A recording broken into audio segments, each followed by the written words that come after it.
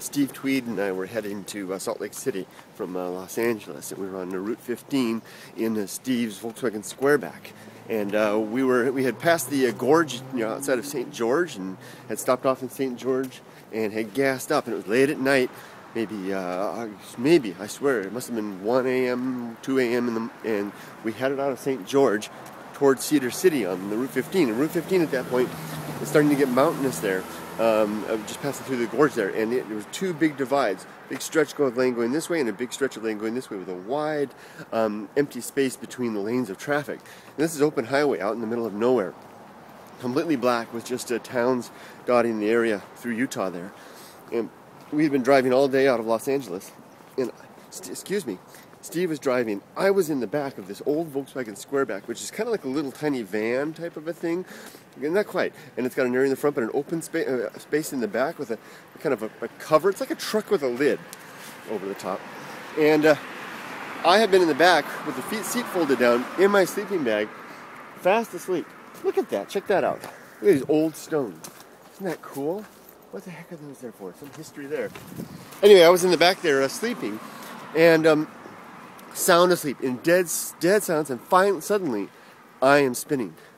And I remember I'm in my mummy case there, and it was cold.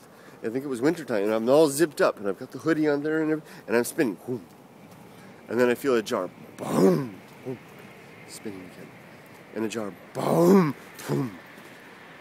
Long one that time. I think we went a couple times around. Bam!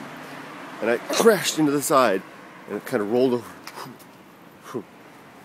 And I'm still asleep. I was deeply asleep. And I kind of was waking up through this. And I kind of come up, and I'm all there. And silence. Complete, utter darkness and silence. And I'm just laying there.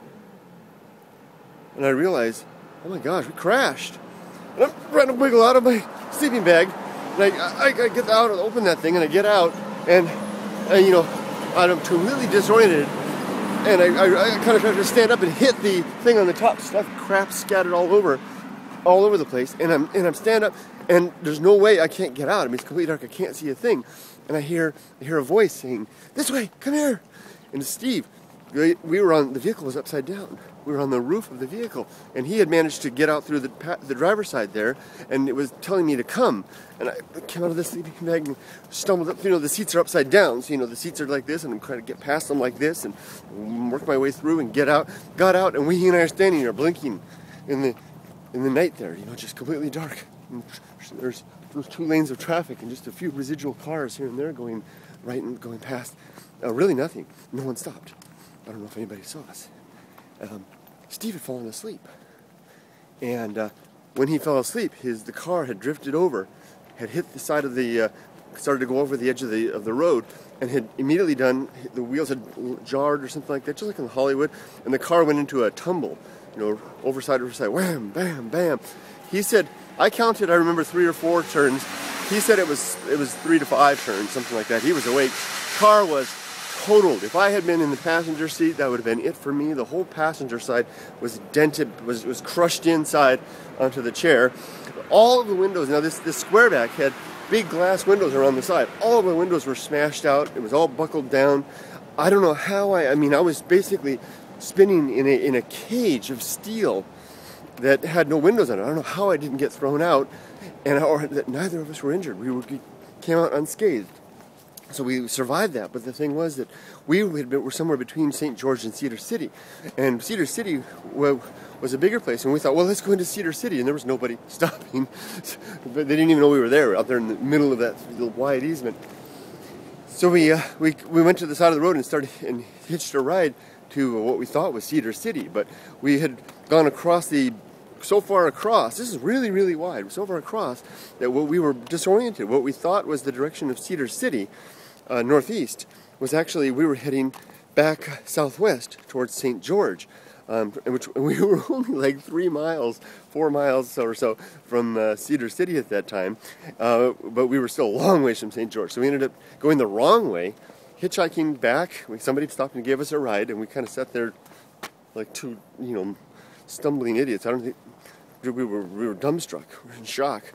all the way back to St. George. And when we finally arrived in St. George, we're like, what the, St. George? How do we end up in St. George? To add to our confusion, got the police out there, got a tow truck.